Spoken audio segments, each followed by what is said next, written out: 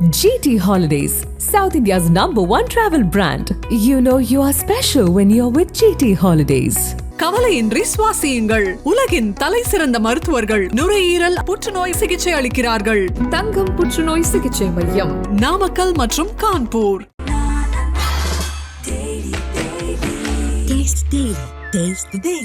எப்பொழுதுமே சினிமாவை பொறுத்தவரையில அசலான வாழ்க்கைன்னு ஒண்ணு இருக்கும். அது அப்படியே படம் எடுத்தோம்னா அதுக்கு பேர் வந்து டாக்குமெண்ட்ரி. அந்த மலைவாழ் மக்கள் அந்த பாதிக்கப்பட்டாலும் உண்மைதானே சார்?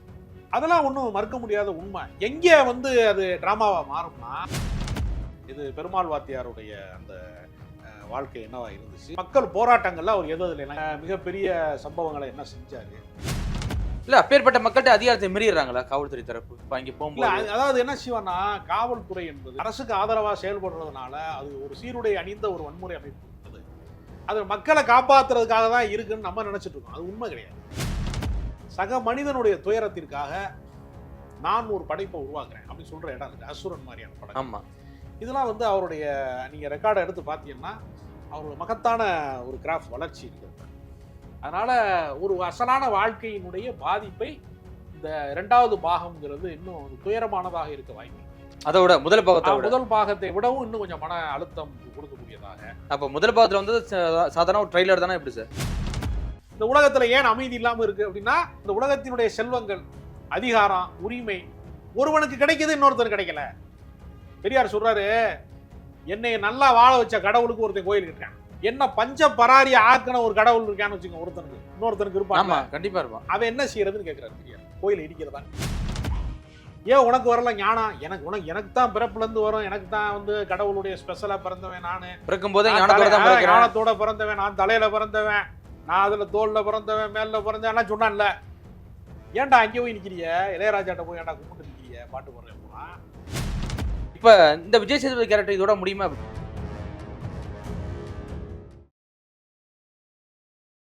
கிங் டிவி நேயர்களுக்கு வணக்கம். இன்றைய சிறப்பு நேர்காணலில் நம்மோடு இணைந்திருக்கும் சிறப்பு விருந்தினர், எழுத்தாளர், மூத்த பத்திரிகையாளர் திரு ராஜ கம்பீரன் அவர்கள். சார் வணக்கம். வணக்கம். விடுதலை 1 படம் பார்த்தீங்கன்னா ரொம்ப சுவாரஸ்யமா இருந்துச்சு.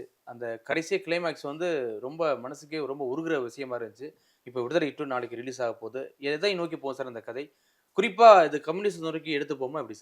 விடுதலை முதல் பாகம் வந்து ஒரு தேடப்படும் குற்றவாளியாக இருக்கக்கூடிய புலவர் வாத்தியார் கேரக்டர் வந்து பெருமாள்ங்கிற கேரக்டரை தேடி போறதுக்கான அந்த தொடக்க நிலை தான் அந்த படத்தினுடைய எதிர்பார்ப்பு. ஆமா. ஆனா அவரு பிடிபட்டுட்டாரு அல்லது அவர் தேடப்படுறாரு அப்படிங்கிற அந்த எதிர்பார்ப்புக்குரிய விஷயங்களை தான் அவங்க வந்து முதன்மைப்படுத்தி முதல் பாகத்தை வந்து வச்சிருந்தாங்க. இரண்டாம் பாகம்ங்கிறது என்னன்னா, முழுக்க முழுக்க கதை வந்து விஜய் சேதுபதி மேலதான் போக போகுது. அதாவது அந்த வாத்தியார் கேரக்டர் ஒரிஜினலா வந்து வாத்தியார் யார் அப்படின்னா, புலவர் கலியபெருமாள் என்று சொல்லக்கூடிய ஒரு தமிழ் தேசிய ஒரு போராளி. தொடக்க காலகட்டங்கள்ல அவர் வந்து பெரியாரின் சித்தாந்தங்கள்ல தீவிரமாக இருந்து பின்பு இந்திய கம்யூனிஸ்ட் கட்சியினுடைய அந்த இடதுசாரி பாதையிலே பயணித்து நக்சல் பாரி மூவ்மெண்ட்டுக்குள்ள போயிட்டார். ஏறத்தாழ வந்து பல வன்முறை சம்பவங்களோடு தொடர்புபடுத்தி அவர் மீது வழக்கு போட்டு ஏறத்தாழ மரண தண்டனை வரைக்கும் மரண தண்டனை கைது தான் அவர். அதை பல மனித உரிமை ஆர்வலர்கள்லாம் தலையிட்டு மக்கள் போராட்டத்திற்காக வேலை செய்த ஒருத்தரை வந்து தூக்கில போடுற இடத்துக்கு போயிடக்கூடாதுங்கிறதுக்காக வேண்டி அவருக்காக பல பேர் போராடி, மக்கள் போராடிங்கிற முறையில் அன்றைக்கு வந்து விஆர் கிருஷ்ணய்யர் என்று சொல்லக்கூடிய ஒரு நீதிபதி வந்து அவருடைய காலகட்டத்தில் தமிழ்நாடு அரசுக்கே வந்து உத்தரவு போட்டாங்க அவர் விடுதலை செய்வதற்கு. அன்றைக்கு இருந்த ஜனாதிபதி வி கிரி போன்றவர்கள்லாம் வந்து பரிந்துரை செஞ்சாங்க. கருணை மனு வந்து 1,00,000 பேர் கையெழுத்து வாங்கி அவரை விடுதலை செய்யணும் அப்படின்ட்டு குடியரசுத் தலைவருக்கு வந்து அன்றைய காலகட்டங்களில் வந்து மக்கள்லாம் வந்து மனுக்கள் அனுப்பக்கூடிய அந்த மாதிரியான நிகழ்வு இருந்தது. தமிழ்நாடு சட்டப்பேரவையுமே அன்றைக்கு கலைஞர் அவர்கள் ஆட்சியில் இருந்த காலகட்டங்களில் அவருடைய விடுதலைக்கு, அதாவது அவருடைய மரண தண்டனையை வந்து ஆயுள் தண்டனையாக குறைக்கணும் அப்படிங்கிறதுக்கான சிறப்பு தீர்மானங்கள்லாம் போட்டிருக்காங்க. இதில் என்னன்னா, தமிழ் தேசிய போராட்டம் அப்படிங்கிறதுல ஆயுத போராட்டமாக மாறுவதுன்னு ஒன்று இருக்கு. ஜனநாயகத்துல வந்து ஆயுத போராட்டத்திற்கு வந்து சட்டப்பூர்வமான அனுமதி இல்லை. ஆமா. அதுல இவங்களுடைய கோட்பாடு என்னன்னா, தனித்தமிழ்நாடு தான் உங்க கோட்பாடு. ஏன்னா இந்தியா என்கிற ஒரு தேசத்திற்குள்ள, இந்திய தேசியத்திற்குள்ள நாம் இருக்கும்போது வடக்கே இருப்பவனுடைய ஆதிக்கம் வந்து நம்மளை வந்து ரொம்ப பெரிய அளவுல வந்து ஆதிக்கம் செலுத்துகிறது, ஆளுமை செலுத்துகிறது. அவங்களுடைய சட்டத்திட்டங்களுக்கெல்லாம் நம்மளை கட்டுப்பட சொல்றான், அவன் மொழியை நம்மளை படிக்க சொல்றான், ஹிந்தி படிக்கிறான், ஹிந்தி படிச்சாதான் உனக்கு வேலை கொடுப்பேங்கிறான், சமஸ்கிருதத்தை வந்து நீ படிக்கிறான் என்று எல்லா வகையிலையுமே வந்து என்ன பண்றான்னா நம்மள்ட்ட இருந்து வரியை வாங்கி கொண்டு ஒரு மேலாதிக்கமாக அவன் அமர்ந்து கொண்டு சட்டத்தின் வழியாக நம்மளை வந்து அவன் அடக்குமுறைக்கு ஒடுக்குமுறைக்கு ஆளாக்குறான். அப்ப நமக்கு வந்து ஒரு சுதந்திர காஷ்மீர் வேண்டும், ஆசாத் காஷ்மீர் வேண்டும் என்று எப்படி வந்து அங்கு போராட்டம் நடக்கிறதோ, தமிழ் ஈழம் வேண்டும் என்று இலங்கையிலே வந்து ஒரு பெரிய அளவுல வந்து அங்கு இப்படி ஒரு போராட்டம் இருக்கிறதோ, அது மாதிரியான ஒரு ரோல் மாடல் தான் இவங்க. அதனால சட்ட ரீதியாக வந்து இது வந்து அண்ணா கூட தொடக்க காலத்துல வந்து திராவிட நாடு கோரிக்கைன்னு ஒன்று பேசினாரு. அது சீனா போரின் போது அது சட்டவிரோதம் அப்படிங்கிறதுனால கட்சி தடை செய்யப்படும் அப்படிங்கிறதுக்கான ஒரு நெருக்கடி நிலை வருகிற போது அந்த கோரிக்கையை நான் கைவிடுறேன், கோரிக்கைக்கான பிரச்சனைகளுக்கான நியாயங்கள் அப்படியே தான் இருக்கு, ஆனா நான் வந்து என்ன செய்யறேன்னா அந்த கோரிக்கையை கைவிடுறேன்னு சொல்லி ஏறத்தாழ ராஜதந்திரமாக அதை சமாளிச்சுக்கிட்டாரு. இவங்க அதுல ரொம்ப தீவிரமாக தனித்தமிழ்நாடு கோரிக்கையை முன்வைத்து நக்சல் பாதையிலே பயணித்த போது அரசினுடைய அடக்குமுறை, காவல்துறையினுடைய அடக்குமுறைக்கு ஆளாகி, சித்திரவதைக்கு ஆளாகி அவர் 2007 தான் இறக்குறாரு. அவருடைய அந்த பின்பகுதி வாழ்க்கைங்க அந்த குடும்ப வாழ்க்கையே ஏறத்தாழ சிறை வாழ்க்கையாவே போயிடுச்சு. குடும்பமே தியாகம்தான், சிறை வாழ்க்கையிலேயே அவங்க வாழ்க்கை முடிஞ்சு வச்சு. இந்த போராட்டம்லாம் வந்து பார்த்தீங்கன்னா பேசுறதுக்கு ஆள் இல்லை. தமிழ் தேசியவாதிகள் அப்படின்னு சொல்லக்கூடியவங்கல்ல, இன்றைக்கு வந்து தமிழ் தேசியத்தின் பேரால வந்து கல்லா கட்டக்கூடிய பல பேருக்கு இவரை பேசுவதற்கான வாய்ப்பே இல்லை. நியாயமாக என்ன செய்திருக்கணும், தமிழ் தேசியம் பேசுகிறவங்கல்ல இப்போ தோழர் தியாகு போன்றவர்கள்லாம் பேசினாங்க, அவங்களுடைய குரல் எடுபடலைன்னு வச்சுக்கோங்களேன், பெரிய அளவுல வெகுஜனங்கிட்ட போய் சேரலை. ஆனா இவருடைய வரலாற்றை வந்து ஒரு திரைப்படம் எடுத்த பின்புதான் வந்து விவாதிக்கப்படுகிறது அப்படிங்கிற ஒரு நிலைமை இங்கு இருக்கிறது. கிட்டத்தட்ட ஒரு உண்மையை தழுவியான ஒரு கதை. எப்பொழுதுமே சினிமாவை பொறுத்தவரையில அசலான வாழ்க்கைன்னு ஒன்று இருக்கும், அது அப்படியே படம் எடுத்தோம்னா அதுக்கு பேர் வந்து டாக்குமெண்ட்ரி ஆயிரும். அதுக்குள்ள கொஞ்சம் டிராமா கலக்கிற போதுதான் documentary plus drama equal to cinema. அந்த மலைவாழ் மக்கள் அந்த பாதிக்கப்பட்டாலும் உண்மைதானே சார்? அதெல்லாம் ஒன்றும் மறுக்க முடியாத உண்மை. எங்கே வந்து அது டிராமாவா மாறும்னா ஒரு ஹீரோவுக்கான ஒரு மெட்டீரியலா மாத்துறாங்கல்ல. ஒரு கதாநாயகன் வந்து பிரச்சனைகளை எதிர்கொள்ற போது போலீஸை வந்து ரொம்ப தேட விட்டாரு, சேஸ் பண்ணாங்க, ஓடுனாங்க, ஃபைட் பண்ணாரு, திருப்பி அடிச்சாரு அப்படின்னு ஒரு ஹீரோயிசம் இருக்கு இல்லையா. அந்த ஹீரோயிசம்ங்கிறது வந்து நடைமுறையில வந்து அதிகபட்ச சாத்தியம் கிடையாது. ஆமா, அது வந்து என்ன பண்ணுவாங்கன்னா இவங்க கதாநாயகன் மேல கதையை கொண்டு போகணும், கதாநாயகன் அடி வாங்க கூடாது, அடி வாங்கினா ரசிக்க மாட்டான்ல. அப்ப கூட மலைவாழ் மக்கள்லாம் சித்திரவதைக்கு ஆளாகிறாங்க. வந்து வாத்தியார் கேரக்டருக்கு வந்து பிரச்சனை இல்லை, வாத்தியார் வந்து வந்து தப்பிச்சிட்டாரு, மேல வந்து ஓட்டு மேல ஓடுறாரு அப்படித்தானே காமிச்சாங்க. ஆமா, இந்த மாதிரியான சினிமா டிராமா தன்மைகள் வந்து கொஞ்சம் வந்து அவங்க கலக்கலைன்னா படம் சூராசியப்படாது. அதனால அசலான வாழ்க்கை அப்படியே சொல்லிட்டாங்க, அசலான வாழ்க்கை அப்படியே சொல்லிட்டாங்கன்னு சொல்ல முடியாது. உண்மையை தழுவி எடுக்கப்பட்ட படம் 100% உண்மை கிடையாது, உண்மைத்தன்மைக்கு கொஞ்சம் அருகில் இருக்கக்கூடிய ஒரு படமாக அந்த படத்தை வந்து உருவாக்கி இருக்கிறாங்க. இல்ல இன்னைய வரைக்கும் சார் அந்த படத்துல இருக்கிற காட்சிகள் மாதிரியே இந்த மலைவாழ் மக்கள் இவெல்லாம் ரொம்ப குடும்பப்படுத்தப்படுறாங்களா சார்? அது மனித உரிமை ஆர்வலர்கள் வந்து ஏற்கனவே பல பேர் சொன்ன விஷயம்தான். எப்பொழுதுமே என்ன பண்ணுவான்னா ஊருக்குள்ள இருக்கிறவனை விசாரணைக்கு கூட்டிட்டு போனாலே போலீஸ்காரன் லாக்அப்ல வச்சு அடிச்சு பல பேர் இறந்துருக்கான். லாக்அப் டெத்துங்கிறது வந்து ஒரு இயல்பான மரணத்தை போலவே காவல்துறையால் நடத்தப்படுகிற ஒரு விஷயம். ஆமா, எல்லாருடைய கவனத்திற்கு உரிய இடத்துல வந்து ஒருத்தன் கைது செய்யப்படுகிற போதே காலையில வந்து ஒரு ஆயுதத்தை மறைச்சு வைக்கிற இடத்த கூட்டிட்டு போனாரு, 5:30 மணிக்கு கற்கல்ல கூட்டு போனாரு அப்படின்னு இந்த ஆம்ஸ்டாங் வழக்குல எல்லாம் சில பேரை போய் துப்பாக்கி எடுத்து நீட்டு சுட வந்தாரு ஒரு டிராமா அவர் கதையை சொல்லி போலி என்கவுண்டர் பண்றத உண்மையிலேயே வந்து அவர் தாக்க வந்தாரு அப்படின்னு நம்மகிட்ட கதையை சொல்லி மக்கள்கிட்ட நம்ப வைக்கிறான். அப்ப என்ன நடக்குதுன்னா நம்ம கண்ணு முன்னாடி விசாரணைக்குரியதாக ஊடக கவனம் பெற்ற எல்லாருக்கும் தெரிஞ்ச விஷயத்துக்குள்ளேயே பச்சை படுகொலைகள் காவல்துறையினால நிகழ்த்தப்படுறதுங்கிறத நம்ம கண்ணு முன்னாடி பாக்குறோம். பழங்குடியின மக்களுக்கு கம்யூனிகேஷன் கிடையாது. இந்த கதை நடக்கிற காலகட்டம்ங்கிறதுலாம் 80களுக்கு முந்தைய காலகட்டம். அப்ப அந்த காலகட்டத்தில எல்லாம் வந்து நீங்க பாத்தீங்கன்னா இந்த மாதிரியான தொலைத்தொடர்பும் கிடையாது, உண்மையை வெளியே சொல்றதுக்கு வாய்ப்பே இல்லை.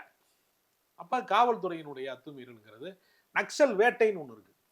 அது வந்து என்னன்னா அவங்க எந்த எக்ஸ்ட்ரீமுக்கு வேணாலும் போகலாம், இப்போ கூட இந்த தேசிய புலனாய்வு சம்பந்தப்பட்ட விசாரணையிலாம் ஒருத்தர் வெறுமனே ஒரு லேப்டாப்பை தூக்கிட்டு போய் அவர் ஒரு இடத்துக்கு மெயில் பண்ணாரு, அது ஒரு சர்வதேச அமைப்போட அவருக்கு தொடர்பு இருக்கு அப்படின்லாம் சில கொஞ்சம் பேரை கூட்டு போய் அடிச்சு துன்புறுத்தி அந்த வழக்கு பல வருஷம் நடக்குது. அதுக்கெல்லாம் வந்து ஜாமீன் கிடைக்காது, நான் பெயிலபுல் அதெல்லாம் போட்டு பல பேர் மாற்றான் அந்த மாதிரி. ஆமா. அப்ப இதெல்லாம் என்னன்னா அரசியல் பழி வாங்குவதற்கான வாய்ப்பாகவும் இது இப்பயுமே இருக்கு. ஏதோ கலிய பெருமாள் காலத்துல மட்டும்தான் அது நடக்குது அப்படிங்கிறது அல்ல. இப்ப அது வேற ஒரு வடிவத்துல இருக்கு, அவ்வளவுதான். இன்றைக்கே அது வந்து அந்த மாதிரியான வேட்டையாடக்கூடிய, அரசாங்கத்தினால வேட்டையாடக்கூடிய அப்படிங்கிற சூழல் வந்து இப்பயும் இருக்கு. அதுல வந்து பழங்குடியின மக்கள், சிறுபான்மை மக்கள், அந்த மாதிரியான வந்து மனித உரிமை சார்ந்த போராளிகள்ல பல பேர் வந்து இது மாதிரி பாதிக்கப்பட்டிருக்காங்க. இந்த ஸ்டேன் சாமிலாம் வந்து அவருக்கு நடமாட முடியாத ஒரு நடுக்கவாத நோயில் இருக்கிற அவர் வந்து ஒரு பயங்கரமான விஷயங்களை செஞ்சிருவாரு அப்படின்னு இவங்க நீதிமன்றத்துல போய் அவருக்கு ஜாமீன் கிடைக்க விடாம பண்ணி அவர் இறந்து போயிட்டாரு, ஜெயிலே சாகடிச்சிட்டாங்க இல்லையா? இதெல்லாம் வந்து இப்பயும் வந்து அத்துமீறல்கள் இருக்கிறது.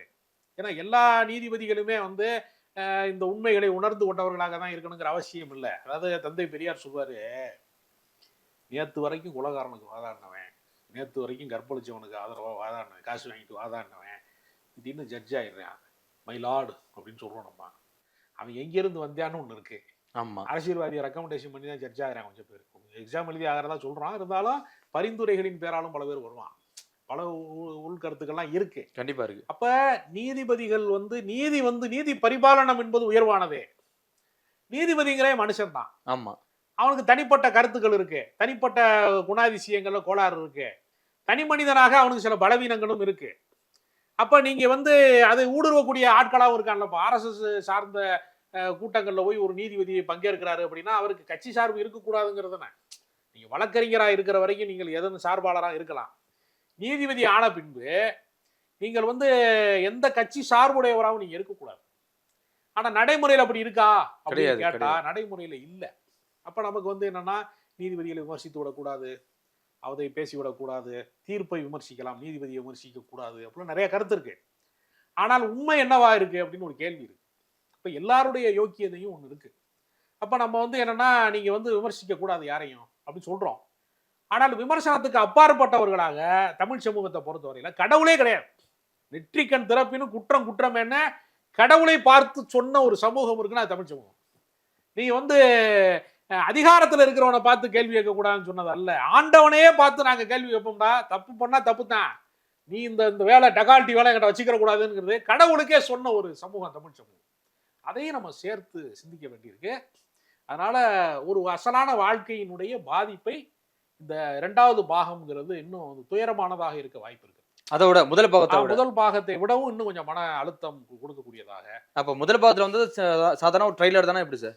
ஆமா. இன்னொன்று என்னன்னா வெற்றிமாறன் என்ற ஒரு பெரிய பிளஸ் என்னன்னா தமிழ் சினிமா இதுவரைக்கும் பார்க்காத பக்கங்கள், பயணிக்காத பகுதிகள், அதுல வந்து நீங்க வந்து விசாரணைங்கிற படம் வந்து போலி என்கவுண்டர் எப்படி நடக்குது அப்படிங்கறது வந்து உலகத்துக்கு வெட்ட வெளிச்சமாக்கணும் ஒரு படம். கண்டிப்பா.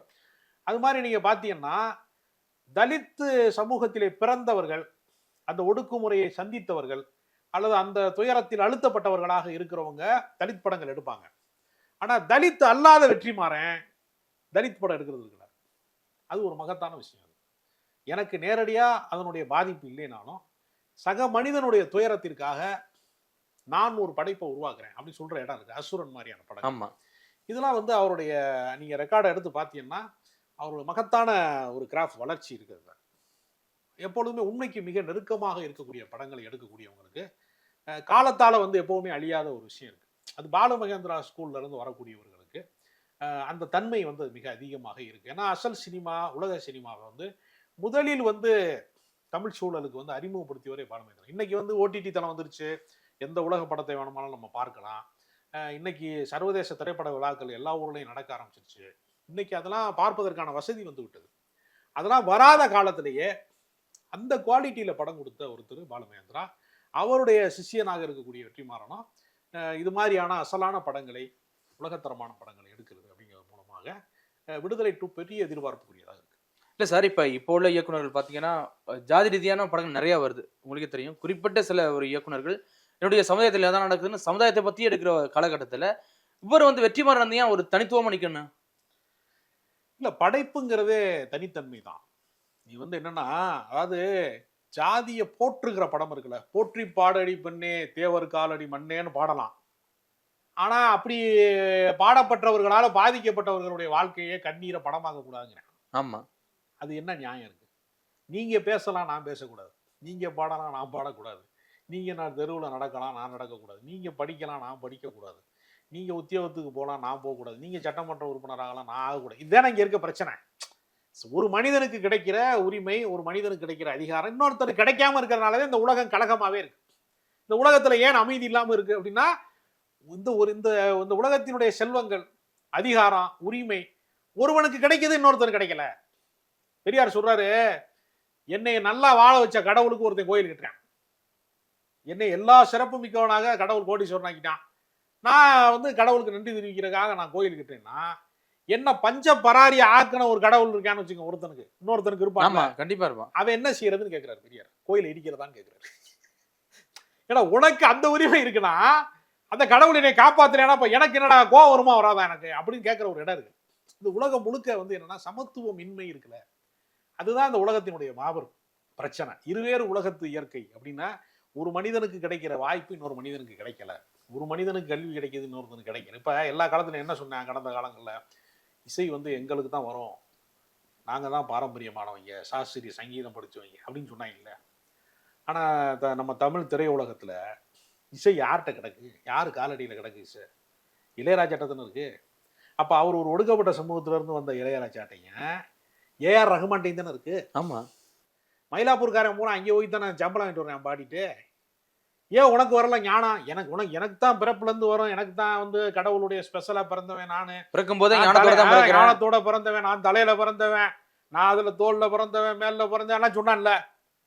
ஏன்டா அங்கே போய் நிக்கிறிய? இளையராஜாட்ட போய் ஏன்டா கும்பிட்டு நிக்கிறிய? பாட்டு போடுறேன் பூரா, வீணை வாசிக்கிறவன், எல்லா பேரும் இசை சாஸ்திரிய சங்கீதம் எல்லாம் தெரிஞ்சவன் பூரா ஏன்டா கும்பிடுறிய? போய் மாட்டுக்கறி திங்கிறவன் வம்சத்துல போய் அவங்க பாரம்பரியத்துல போய் ஏன்டா நிக்கிறிய நீங்க அப்படின்னு ஒரு கேள்வி இருக்குல்ல. கண்டிப்பா இருக்கு. உண்மை என்னன்னா, அறிவு என்பதோ ஞானம் என்பதோ குறிப்பிட்ட சமூகத்துக்கு சொந்தம் இல்லை. அதைத்தான் நம்ம சொல்ல வரோம்.